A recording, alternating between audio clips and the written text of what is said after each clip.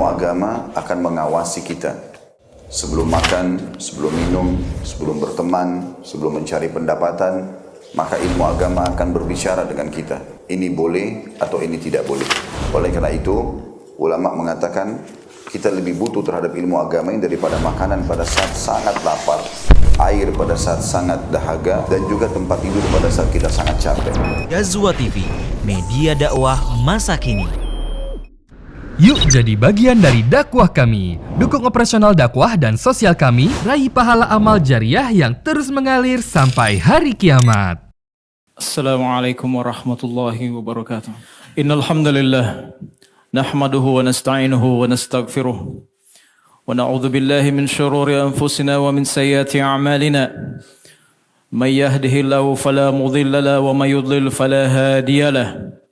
Ashhadu an la ilaha illallah wahdahu la syarika lahu wa ashhadu anna Muhammadan 'abduhu wa rasuluhu la nabiyya ba'dahu. Ya ayyuhalladzina amanu taqullaha haqqa tuqatih wa la tamutunna illa wa antum muslimun.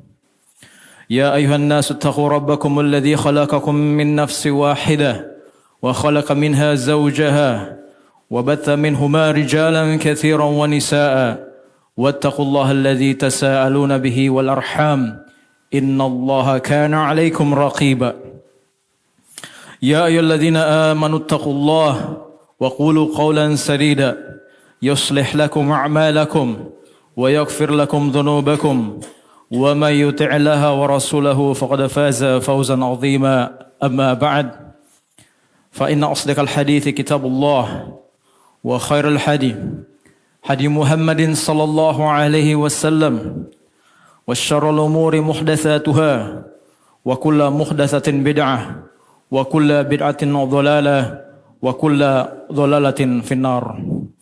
Jamaah Jumat rahimani wa rahimakumullah, azanillahu wa iyyakum. Di tahun 1909 hingga 1911 dibuatlah sebuah kapal penumpang terbesar dengan teknologi dan fasilitas paling canggih yang pernah dibuat oleh manusia pada saat itu. Sebuah kapal yang diklaim sebagai kapal terbesar dan terkuat yang pernah diciptakan oleh manusia, yang mana bahkan pencipta kapal tersebut mengklaim bahwa Tuhan sekalipun tidak mampu merusakkannya. Ironisnya, pada pelayaran perdananya di tahun 1912, kapal ini tenggelam dengan cara yang paling tragis dalam sejarah pelayaran. Kini kapal tersebut tidak lagi dikenang dengan reputasinya yang hebat, tetapi dikenal dengan kapal yang tenggelam akibat kesombongan. Itulah kapal Titanic, di mana pada tahun 1912, setelah berlayar sejauh ribuan kilometer, kapal Titanic menemui ajalnya dengan menabrak gunung es, di mana akhirnya kapal tersebut terbelah menjadi dua di tengah samudra Atlantik yang dingin, di tengah kegelapan malam, dan terjun bebas hingga mencapai dasar samudra di kedalaman 640 km dari permukaan laut. Dilansir dari berbagai sumber yang bisa dipercaya, diketahui bahwa tenggelamnya kapal Titanic ini disebabkan oleh kesalahan fatal nahkoda kapal yang mengabaikan serangkaian peringatan dari kapal-kapal lain tentang keberadaan bongkahan-bongkahan dan pecahan-pecahan gunung es yang berada di lintasan layar kapal Titanic. Nahkoda yang pada saat itu mengklaim bahwa gunung-gunung es itu hanyalah halangan-halangan kecil yang tidak berarti bagi sebuah kapal Titanic yang kuat dan besar, tetap melabuhkan kapal tersebut dengan kecepatan yang tinggi dan tidak mau berpindah haluan. Dengan kelalaian inilah musibah sudah tidak terelakkan, dan akhirnya peristiwa tenggelamnya kapal Titanic merenggut 1.514 nyawa, termasuk nyawa nahkodanya sendiri. Saudara-saudaraku sekalian, tragedi tenggelamnya kapal Titanic ini mengajarkan kepada kita bahwa kesombongan tidak akan mengantarkan seseorang melainkan kepada kebinasaan. Bukannya ketenaran dan kebanggaan yang diperoleh, melainkan kehinaan dan kehancuran.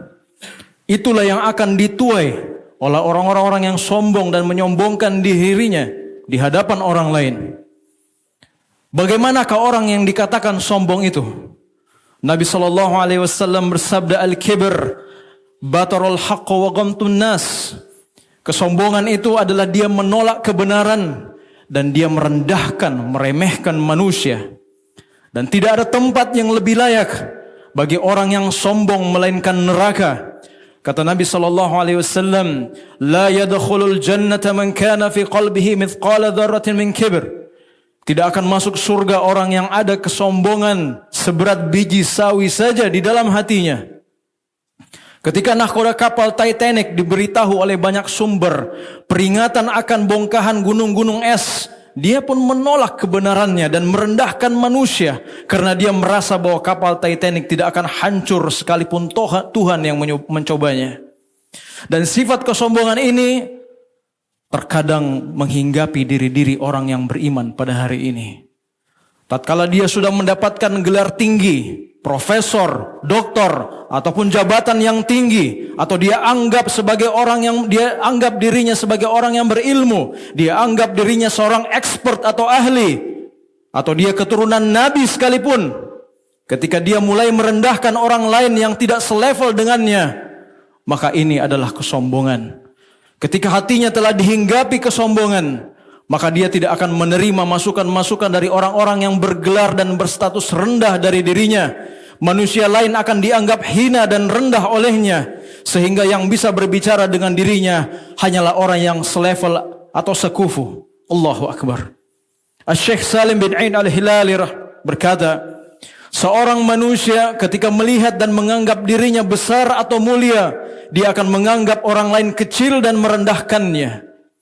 Ketika dia menganggap bahwa kebenaran akan menghancurkan egonya atau menghancurkan kedudukannya, akan mengecilkan posisinya, maka dia akan mempertahankan egonya tersebut walaupun dia berada dalam posisi yang salah. Ingatlah saudara-saudaraku sekalian, sombong adalah dosa yang paling pertama terjadi di alam semesta ini. Ketika Allah memerintahkan para malaikat dan iblis untuk sujud kepada Adam, fasajadu illa iblis, maka sujudlah semuanya kecuali iblis.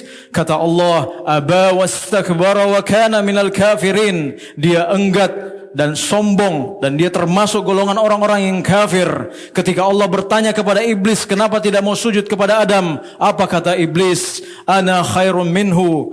Saya ini lebih baik dari dia. Khalaqtani min nar wa khalaqtahu min tin. Engkau menciptakan diriku dari api, sedangkan engkau menciptakan Adam dari tanah. Ingatlah saudara-saudaraku sekalian, Nabi SAW bersabda, Inna ahlan nari kulli ja'dhariyin, jawadhin, mustakbirin, jamma'in, manna'in. Sesungguhnya penduduk neraka adalah semua orang yang kasar.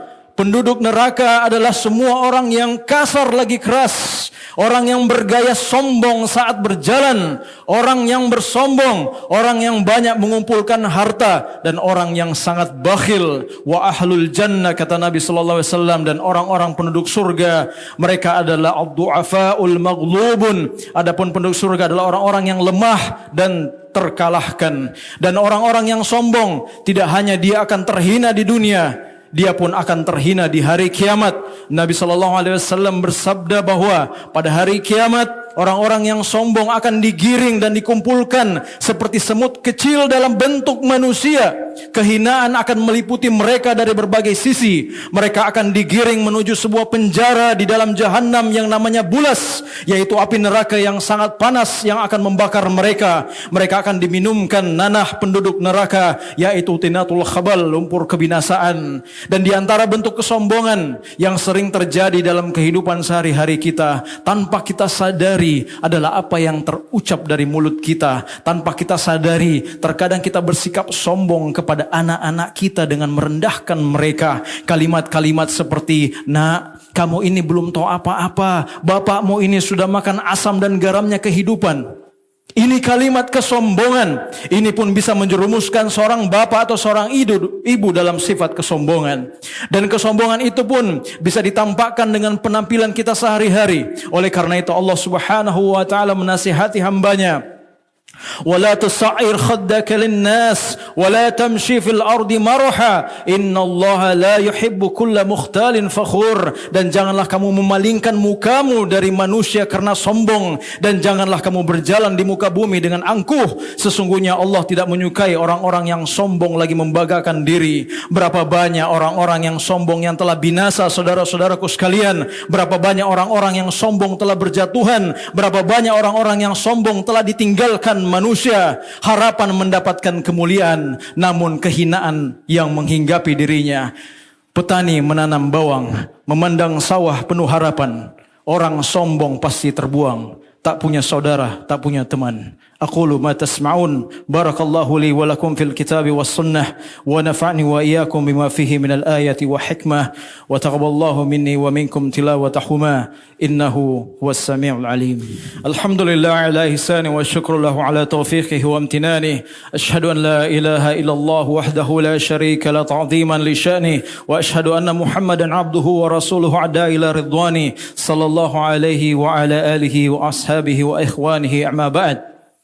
Saudara-saudaraku sekalian, tidak ada satupun makhluk di alam semesta ini yang boleh menyombongkan dirinya. Kenapa?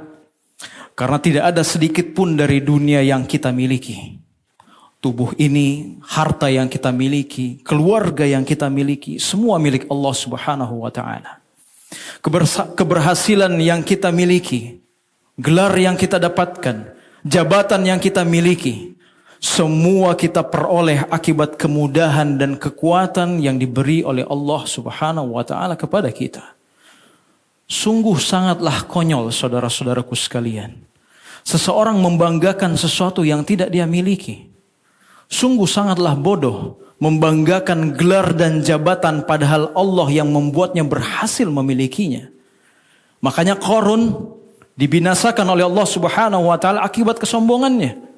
Setelah diberikan seluruh harta dan perbendaharaan dunia, dia malah berkata, innama utituhu ala ilmin indi. Sesungguhnya aku diberi harta itu semata-mata karena ilmu yang ada padaku. Qarun menisbatkan keberhasilannya mendapatkan harta-hartanya akibat dari ilmu yang dia miliki, kemampuan yang dia miliki. Apa bedanya dengan orang yang hari ini bergelar S3, masuk ke sebuah perusahaan kemudian merendahkan seluruh karyawan yang lain, seolah-olah ilmu yang dia dapatkan bukan atas izin Allah yang maha berilmu.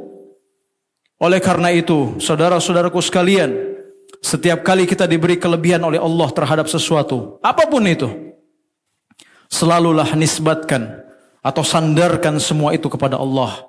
Kita diperintahkan untuk membaca la haula wala quwwata illa billah. Tidak ada daya, tidak ada upaya, tidak ada kekuatan kecuali dengan kekuatan yang diberikan oleh Allah Subhanahu wa taala. Jangan karena Anda lebih baik dalam beberapa hal, bukan berarti Anda bisa merendahkan orang lain. Ingatlah bahwa di atas langit masih ada langit. Ada Allah yang maha berkuasa atas segala sesuatu. Apa yang Allah beri, dapat Allah ambil kembali. Semua yang datang akan pergi. Dan kepada Allah sajalah kita kembali.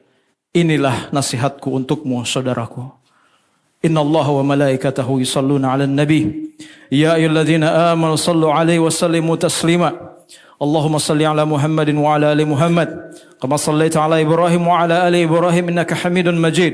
Allahumma ghafir للمسلمين والمسلمات والمؤمنين والمؤمنات الأحياء منهم والأموات إنك السميع قريب مجيب دعوات ويا قاضي الحاجات ربنا آتنا في الدنيا حسنة وفي الآخرة حسنة وقنا عذاب النار وصلى الله على نبينا محمد وعلى آله وأصحابه أجمعين سبحانك اللهم وبحمدك أشهد أن لا إله إلا أنت أستغفرك وأتوب إليك الحمد لله رب العالمين أقيم الصلاة.